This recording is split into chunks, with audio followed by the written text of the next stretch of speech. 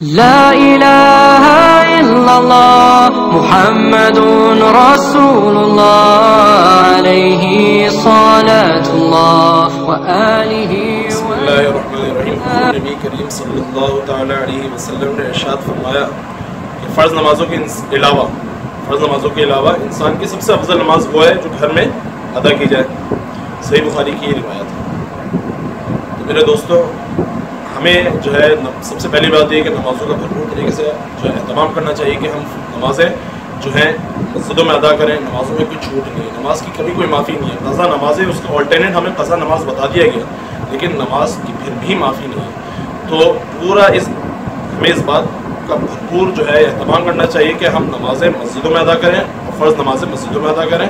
اور اگر اتنی ہمت ہو کہ بھائی اگر آپ سنتیں یا نوافل گھر میں پڑھ سکتے ہوں تو گھر میں پڑھنا چاہیے. گھر کو بالکل ویران نہیں کرنا چاہیے کہ نہیں آپ ساری چیزیں مسجد میں کر رہے ہیں. بہت اچھی بات ہے مسجد میں کر رہے ہیں، مسجد کی آبادی بڑھی ہے، لیکن اپنی گھر کی بھی آبادی بڑھانی چاہیے. گھر کی آبادی کا کیا مطلب؟ گھر کی رونق بڑھانی چاہیے.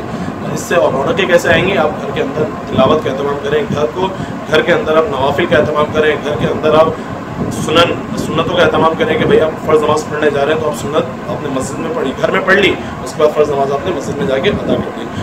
نماز پڑھنے کے بعد اگر آپ کے اندر اتنی ہمت ہے کہ آپ کو پتہ ہے کہ میں جو ہے گھر پہ آ کے سستی نہیں آئے گی، میں پڑھ لوں گا، تو ٹھیک گھر پہ پڑھ لیں. پکڑنا جو آپ مسجد میں ہی سنت پڑھ کے گھر میں ٹھیک ہے. یہ ان صورتوں کے اندر ہے کہ آپ گھر میں آ کے آپ کے اندر ہمت ہو آپ پڑھ لیں. ورنہ بعض دفعہ دیکھا گیا ہے کہ بھائی فرض نماز پڑھی اور اس بات کا ارادہ کیا گھر میں آ کے سنتیں پڑھ لیں، لیکن گھر میں آ کے وہ سستی ہو جاتی ہے، پھر 10 کام میں لگ گئے اور وہ نماز اور سنتیں وہ رہ جاتی ہیں.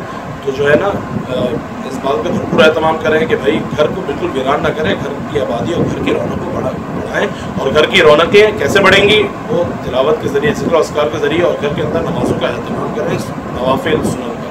اللہ تعالیٰ ہمیں عمل کرنے کی توفیق عطا فرمائے. اللہ تعالیٰ ہمیں حدیث شریف کی صحیح سمجھ میں عطا فرمائے.